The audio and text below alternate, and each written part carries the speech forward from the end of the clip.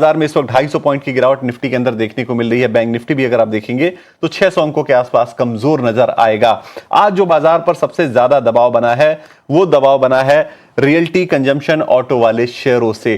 खासकर प्रधानमंत्री के बयान के बाद गोल्ड और ऑटो वाले जो शेयर टूटे हैं उसका असर कहीं ना कहीं ओवरऑल मार्केट पर भी देखने को मिला है। खपत वाला इंडेक्स जो पूरा है वो कमजोर काफी नजर आ रहा है। देखिए कंज्यूमर ड्यूरेबल्स 3% नीचे है, रियल्टी में 2% की गिरावट, निफ्टी ऑटो भी 1.5% टूटा हुआ है। थोड़ा बहुत सपोर्ट हेल्थ केयर सेक्टर से आ रहा है, फार्मा सेक्टर से, हेल्थ केयर सेक्टर से, और हल्की फुल्की खरीदारी आईटी शेयरों में भी है। चलिए अब हमारे साथ इस शो में खास मेहमान भी जुड़ गए हैं, उनको भी एक बार शामिल करते हैं। लक्ष्मीकांत शुक्ला जी जुड़े हैं यस सिक्योरिटी से। लक्ष्मीकांत जी गुड आफ्टरनून, बहुत स्वागत है आपका 18 आवर स्वदेश पर, बहुत शुक्रिया आपने समय निकाला है। पहला नजरिया मैं आपका मार्केट पर ही चाहता हूं। इस वक्त अगर निफ्टी को देखें तो 250 अंकों की गिरावट यहां पे माफ कीजिएगा देखने को मिल रही है, और निफ्टी बैंक में भी करीब करीब अगर आप देखेंगे तो 550-600 अंकों की कमजोरी है। क्या स्ट्रेटजी आपकी इंडेक्स को लेकर है? गुड आफ्टरनून विकास जी। जी हाँ, मार्केट में एक गैप डाउन ओपनिंग आज के सुबह के सत्र में देखने को मिला है और मार्केट फिर से अपने 20 और 50 डीएमए लेवल के नीचे ट्रेड करता हुआ दिखाई दे रहा है। अच्छी बात यह है कि मार्केट में जो अपना क्रूशियल सपोर्ट था अभी इसको होल्ड करके रखा है, जो कि अभी हमें 23,800 लेवल के आसपास दिखाई दे रहा है। तो जब तक इसको होल्ड रखता है तो यहाँ पर हमें कंसोलिडेशन फेज में मार्केट ट्रेड करता हुआ दिखाई देगा। वहीं पर जो रेजिस्टेंस है वो अभी फिलहाल 24,200 से लेकर 24,350 के स्तर पर देखने को मिल रहे हैं। तो ओवरऑल जो सेंटीमेंट है वो गैप डाउन ओपनिंग की वजह से नेगेटिव होता हुआ दिखाई दे रहा है। बट अगर निफ्टी 23,800 के लेवल्स को होल्ड करता है तो यहाँ से हमें short term pull back move 24,000 से लेकर 24,200 जोन तक देखने को मिल सकता है। वहीं पर अगर बैंक निफ्टी की बात की जाए तो बैंक निफ्टी में भी सेम काइंड ऑफ स्ट्रक्चर बनता हुआ दिखाई दे रहा है, बट यहाँ पर भी इसने अपने सपोर्ट को होल्ड किया है जो कि अभी फिलहाल 54,200 लेवल का है। अगर बैंक निफ्टी इसको होल्ड करता है तो यहाँ से भी हम एक pull back move intraday basis पर 55,800 से लेकर 56,000 लेवल तक देखने को मिल सकता है। बिल्कुल, तो ये स्ट्रेटजी आपकी इंडेक्स के ऊपर, निफ्टी बैंक के ऊपर। चलिए अब हमारे व्यूअर्स जो है वो लगातार सवाल भेज रहे हैं और कॉल्स पे जुड़ने शुरू हो चुके हैं। पहला सवाल हमारे पास सोशल मीडिया के जरिए आया है। अवनिंदर सिंह का सवाल है, एचडीएफसी बैंक इनके पास है 50 शेयर और एंट्री प्राइस इनकी है 900 रुपए की। इस वक्त जो भाव 770 के आसपास चल रहे हैं, 1.5% के आसपास की गिरावट आज देखने को मिल रही है। पिछले कुछ हफ्तों में ये शेयर जो है वो नेगेटिवली ही परफॉर्म करता रहा है। तमाम डेवलपमेंट्स इसको लेकर हुई, कुछ आरोप भी निकल कर आए जो इंटरिम चेयरमैन थे उनके बाद, और उसके बाद जो है वो शेयर कभी बहुत अच्छे से रिकवर नहीं कर पाया। लक्ष्मीकांत जी क्या व्यू आपका है? इन्होंने 900 रुपए के भाव पे खरीदा है, इनके खरीद भाव से अभी भी 125 रुपए नीचे चल रहा है शेयर। वेट करना चाहिए क्या? एवरेजिंग भी इस लेवल पे कुछ कर सकते हैं क्या?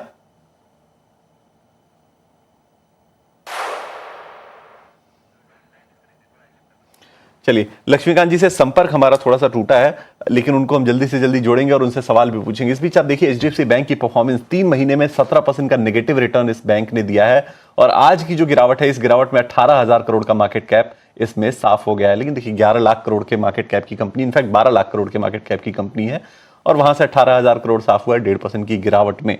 कई कंपनियों के मार्केट कैप होते हैं 18,000 करोड़ के आसपास, और ये कंपनी ने अकेले साफ किया 1.5% की गिरावट में इतने का मार्केट कैप। चलिए एक और शेयर की बात करते हैं। टाइटन के शेयर में आज करीब 6% की गिरावट दिख रही है। ये कमजोरी आज निश्चित तौर पे एक सेंटिमेंटल आई है कि पीएम ने ये कहा है कि 1 साल तक गोल्ड नहीं खरीदें आप तो ज्यादा बेहतर होगा। लेकिन एक बार जरा बातचीत करते हैं मैनेजमेंट से और समझते हैं कि ओवरऑल उन्होंने कैसे इस पूरी डेवलपमेंट को देखा है और जो शेयर में गिरावट आई है उसको वो कैसे रीड कर रहे हैं। इस वक्त हमारे साथ टाइटन के एमडी अजय चावला जुड़ गए हैं। अजय जी बहुत स्वागत है आपका 18 आवर स्वदेश पर, और बहुत शुक्रिया आपने समय निकाला है बातचीत के लिए। मैं आज जो देख रहा हूं शेयर में गिरावट 6% के आसपास की देखने को मिल रही है। मेरा पहला सवाल आपसे अर्निंग्स पर नहीं होगा, अर्निंग्स पर हम जाएं उसके पहले मैं आपसे ये जानना चाहता हूं कि पीएम ने जो कमेंट किया है 1 साल की खरीदारी को लेकर, उन्होंने ये कहा है कि जो नॉन एसेंशियल गुड्स हैं खासकर जैसे गोल्ड, उसमें 1 साल तक लोगों को खरीदारी होल्ड कर देनी चाहिए अपनी। आपका क्या नजरिया है इस स्टेटमेंट को लेकर? आपने कैसे इसे देखा? इस विषय में हम और कुछ ज्यादा बता नहीं सकते। हाँ, इतना कह सकते हैं कि टाइटन एक टाटा कंपनी के होने के नाते हमेशा देश के हित में ही सोचता है, और हम जो भी काम करेंगे देश के हित में ही करेंगे। जैसे गवर्नमेंट के आदेश हैं या सपोर्ट रिक्वायरमेंट है, लेटर और स्पिरिट ऑफ में हम दोनों तरीके से हम गवर्नमेंट और देश के साथ हैं। आप जानते ही होंगे कि हमारे दानिश में हम पिछले कुछ महीनों से ये बता रहे हैं कि एक्सचेंज गोल्ड के द्वारा आप ज्वेलरी खरीदें, क्योंकि वो देश के लिए अच्छा है, और आप अपना लॉकर गोल्ड एक्सचेंज करें और नई ज्वेलरी खरीदें। तो उस पर हमें बहुत अच्छी रिस्पांस भी आई है कस्टमर से। तो हम ये तो आगे बढ़ाते ही रहेंगे, और हमें लगता है कि इंडस्ट्री के लिए भी एक अच्छा बेहतरीन तरीका है कि इंडिया में इतना सारा गोल्ड है लॉकर में 25,000 टन का, तो क्यों ना हम उसे अनलॉक करके नई ज्वेलरी खरीदने की कोशिश करें। तो ये एक इंडस्ट्री के लिए भी अच्छी बात होगी अगर वो ये रास्ता अपनाए। सर, नतीजों की बात करते हैं। Q4 में जहां तक हमने देखा कि हाईएस्ट एवर टॉप लाइन यानी जो आपकी आय थी वो सबसे ज्यादा ग्रोथ करती हुई दिखी इस पर्टिकुलर क्वार्टर के अंदर, लेकिन प्रॉफिटेबिलिटी थोड़ी सी पिछड़ती हुई नजर आई। सबसे पहली चीज तो ये कि क्या वो बड़े फैक्टर्स थे जिनकी वजह से मार्जिन पर प्रेशर देखने को मिला, और क्या जो 11-11.5% का एबिट मार्जिन गाइडेंस आपने ज्वेलरी सेक्टर के लिए रखा था, ज्वेलरी सेगमेंट के लिए रखा था, वो अब भी आप बरकरार रख रहे हैं? एक्चुअली मार्जिन के हिसाब से अब देखा जाए तो आपको लगता है कि थोड़ी सॉफ्टनेस थी, बट अगर आप टोटल ग्रोथ देखें, मार्जिन में प्रॉफिट ग्रोथ हुआ है 30 इस क्वार्टर में। टोटल ग्रोथ जब इतनी ज्यादा हो तो मार्जिन के हिसाब से हम इतना ध्यान नहीं देते, क्योंकि हमारा ये कहना है कि पहले हम ग्रोथ के ऊपर फोकस करें। तो हमने प्रायोरिटाइज किया ग्रोथ, जिसमें हमने मार्केटिंग, गोल्ड एक्सचेंज वगैरह पे काफी कुछ इन्वेस्टमेंट किया, ज्वेलरी में और बाकी कैटेगरीज में भी, वॉचेस, आईवेयर, फ्रेग्रेंसेस, तनेरा, सब में हमने ग्रोथ पे ज्यादा ध्यान दिया। तो हमें ग्रोथ ज्यादा इंपॉर्टेंस है। मार्जिन एक क्वार्टर में थोड़ा यहाँ वहां हो सकता है, उसमें कोई बड़ी बात नहीं। दूसरी चीज, हमने इस क्वार्टर में थोड़ा एक्स्ट्रा प्रोविजन रखा है हमारे एम्प्लॉयज के लिए, क्योंकि इतना अच्छा साल गया है और इतना अच्छा क्वार्टर गया है, तो हमें लगता है कि हमें इस प्रॉफिट में उनका भी एक अच्छा भाग होना चाहिए। जैसे कि हमने डिविडेंड बढ़ा दिया 11 रुपया से 15 रुपया तक, तो ऐसे हमें लगा कि हमें अपने एम्प्लॉयज के लिए भी कुछ एक्स्ट्रा रिवॉर्ड देना चाहिए इस साल, और उसका हमने इस क्वार्टर में भी प्रोविजन किया है। बाकी रही बात इंटरनेशनल की, इंटरनेशनल बिजनेस अच्छा चल रहा है। इस क्वार्टर में कुछ थोड़े बहुत लॉसेस थे, वो ज्यादा करके जीसीसी से आए हैं, और वो भी डमास का तो बहुत छोटा भाग है, उसमें ज्यादा भाग है तनिष्क और अपनी टाइटन जीसीसी की। उसमें कुछ टाइमिंग का अकाउंटिंग का भी है। पूरे साल के लिए देखा जाए तो जीसीसी बिजनेस ब्रेक इवन और थोड़ी प्रॉफिट में रही, और नॉर्थ अमेरिका की बिजनेस अच्छी प्रॉफिट में रही। तो ओवरऑल इंटरनेशनल में कोई नरमी नहीं है। इनफैक्ट हमें लगता है इंटरनेशनल की ग्रोथ अपॉर्चुनिटी बहुत बढ़िया है, और ग्रोथ से अपने आप प्रॉफिट भी आ जाती है। तो इस क्वार्टर में जो आप बता रहे हैं कि मार्जिन का कुछ सॉफ्टनेस है, हमें तो कोई ऐसी खास दिक्कत नहीं लग रही। 60-70 बेसिस पॉइंट्स या total 80-90 basis points consolidated basis पे देखा जाए तो उसका हमें एक्सप्लेनेशन है कि ये कुछ वन टाइम प्रोविजंस हमने किए हैं, ताकि हम ये प्रॉफिट अपने एम्प्लॉयज के साथ भी शेयर कर सके और ग्रोथ की गति बरकरार रखें। बिल्कुल। ये तो बात हमने सर नतीजों की, लेकिन अगर हम गोल्ड प्राइसेस को देखें तो काफी ज्यादा ऊपर इस वक्त गोल्ड के प्राइसेस हैं, काफी ज्यादा ऑलरेडी बढ़त देखने को मिल चुकी है। आपको क्या लगता है कि क्या जो ज्वेलरी सेगमेंट की डिमांड है वो अब भी स्ट्रांग रहेगी? क्या आप इस चीज को लेकर कॉन्फिडेंट हैं कि जो कंज्यूमर्स हैं वो बढ़ी हुई कीमतों को ऑब्जर्व करते रहेंगे? ऑलरेडी हमने काफी डिस्ट्रक्शन देखा है डिमांड में, लेकिन क्या आगे भी वो ऑब्जर्व करते रहेंगे क्या इस प्राइसेस के एलिवेशन को? एक्चुअली गोल्ड प्राइसेस जो बढ़ते गए हैं, पिछले 6 साल से बढ़ते गए हैं, कुछ 4 गुना बढ़ चुके हैं।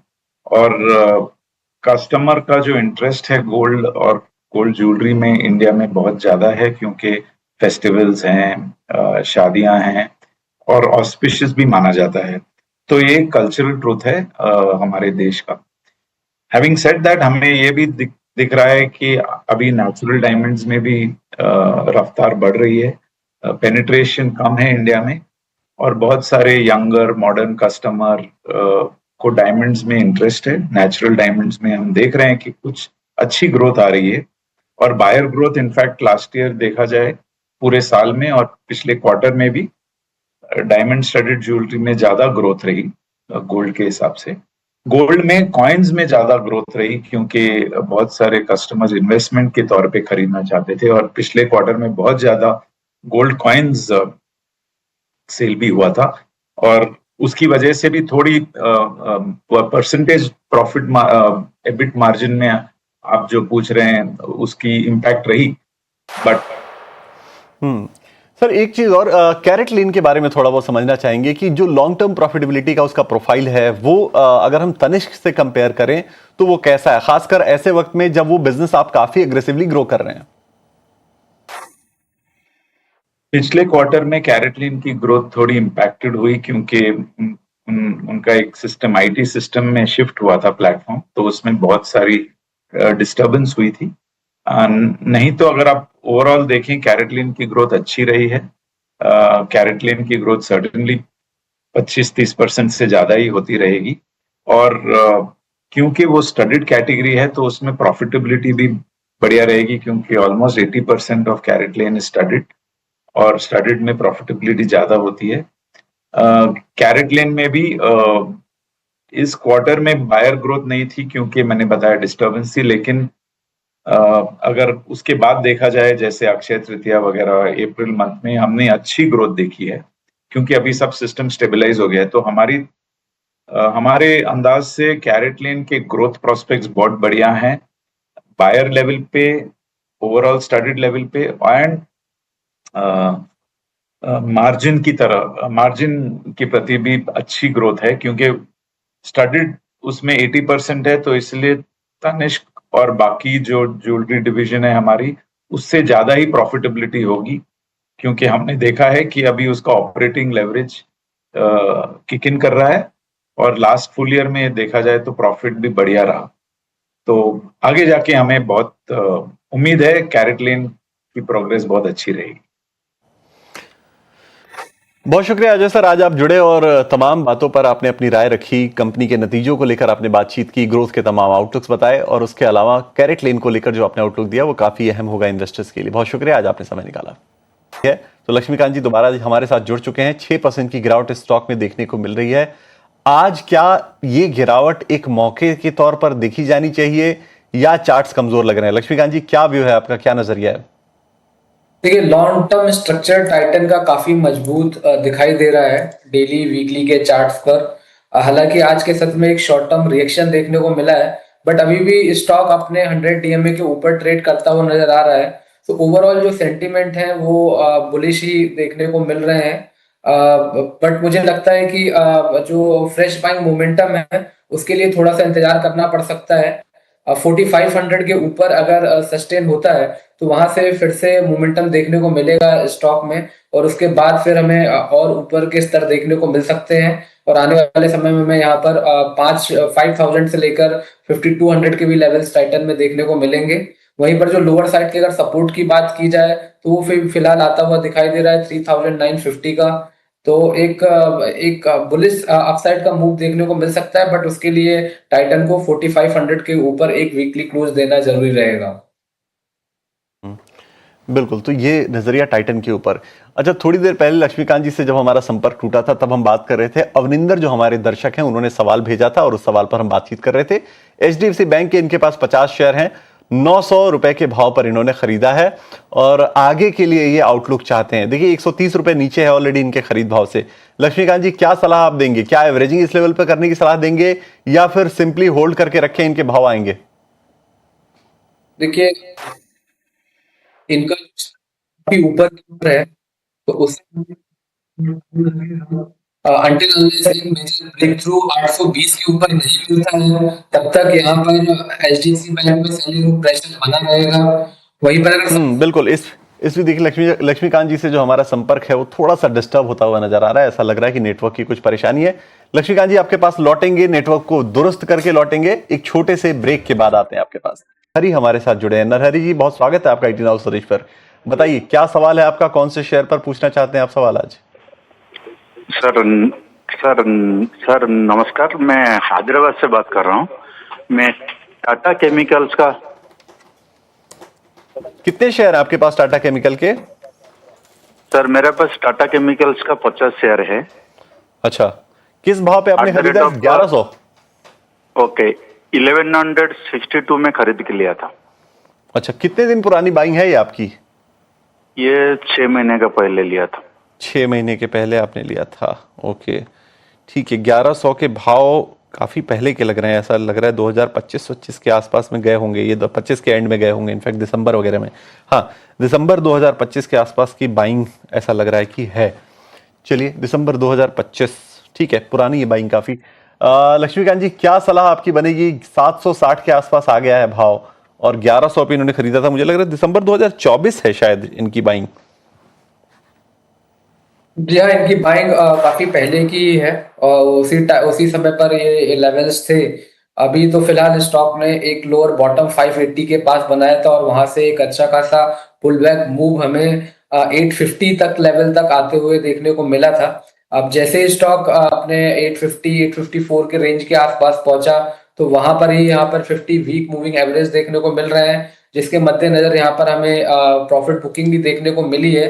तो अभी फिलहाल स्टॉक अपने 100 डीएमए लेवल के ऊपर सस्टेन कर रहा है, तो मुझे लगता है कि जब तक 700 के ऊपर ट्रेड करता है तब तक यहाँ पे कंसोलिडेशन देखने को मिलेगा।